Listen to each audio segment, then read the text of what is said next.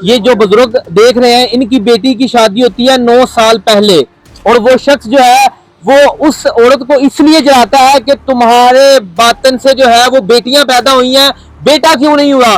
बेटे की वजह से वो दरिंदा शख्स जो है वो आता है, अपनी 25 दिन की बेटी और 2 बेटियां और थी जिनको जलाता है। इस औरत को भी जो है वो आग लगाता है और गायब हो जाता है। ਉਹਨੇ ਸਾਨੂੰ ਰਿਸ਼ਤਾ ਦਿਖਾਇਆ ਸੀ। ਠੀਕ ਹੈ। ਉਹਨੇ ਕਿਹਾ ਕੱਲਾ ਕੱਲਾ ਸਾਡਾ ਪੁੱਤ ਬੰਦਾ ਹੈਗਾ, ਮੁੰਡਾ ਹੈਗਾ ਜੀ, ਠੀਕ ਹੈ। ਤੇ ਸ਼ਾਦੀ ਕਰ ਲਵੋ। ਠੀਕ ਹੈ। ਤੇ ਅਸੀਂ ਮੇਰੀ ਹਮਸ਼ੀਰਾ ਨੇ ਦੇਖਿਆ ਤੇ ਉਹਨੇ ਕਿਹਾ ਚਲੋ ਠੀਕ ਹੈ ਜੀ। ਤੇ ਉਹਨੇ ਇਹਦਾ ਮਾਂ ਪਿਓ ਕੋਈ ਨਹੀਂ ਸੀ ਹੈਗਾ, ਉਹ ਯਤੀਮ ਹੈਗਾ ਸੀ। अच्छा ਤੇ ਇਹ ਯਤੀਮ ਬਣ ਕੇ ਸਾਨੂੰ ਇਹ ਕੰਮ ਦਿਖਾਇਆ ਸੀ। ਮੇਰੀ ਬੱਚੀ ਨੂੰ ਸਾੜ ਦਿੱਤਾ ਸੀ। ਪੁੱਤਰ ਨਹੀਂ ਹੋਇਆ ਮੇਰੇ ਘਰ, ਮਾਰਨ ਦੀ ਵਜ੍ਹਾ ਇਹੋ ਹੀ ਹੈ ਜਿਹੜੀ 3 ਧੀਆਂ ਨੇ ਮੇਰੀਆਂ, ਜਿਹੜੀ ਹੁਣ ਧੀ ਹੋਈ ਹੈ ਕਿਉਂ ਹੋਈ ਹੈ। ਹੱਸਦੀ ਖੇਡਦੀ ਮੈਂ ਭੇਜੀ। ਤੁਹਾਨੂੰ ਦੱਸਾਂ ਜਦੋਂ ਵੀ ਸ਼ਾਦੀ ਕੀਤੀ ਸੀ ਨਾ ਤੇ ਜਿਹਨੇ ਰਿਸ਼ਤਾ ਕਰਾਇਆ ਸੀ ਨਾ ਉਹਦਾ ਭਰਾ ਕੀ ਕਹਿੰਦਾ ਮੇਰੀ ਭਣੇਵੀਂ ਭਾਬੀ ਅਗੇ ਉਹ ਤੇ ਆਂਦੇ ਜੋ ਜੰਨਤ ਦੀ ਖੋਰ ਲੱਗੀ ਹੈ ਨਾ ਤੂੰ ਕਿਹੜਾ ਬਿੱਜੂ ਦਾ ਲੜ ਪਾਤੀ। ਹਾਏ ਸਿੱਧੀ ਗੱਲ ਇਹਦੀ ਧੀ ਨੂੰ ਜ਼ਰੂਰ ਕੀਤਾ ਸੀ, ਸਾੜਿਆ ਸੀ, ਜੋ ਕੁਛ ਕੀਤਾ ਸੀ ਇਸੇ ਤਰ੍ਹਾਂ ਬਲਾਨ ਸੜੇ।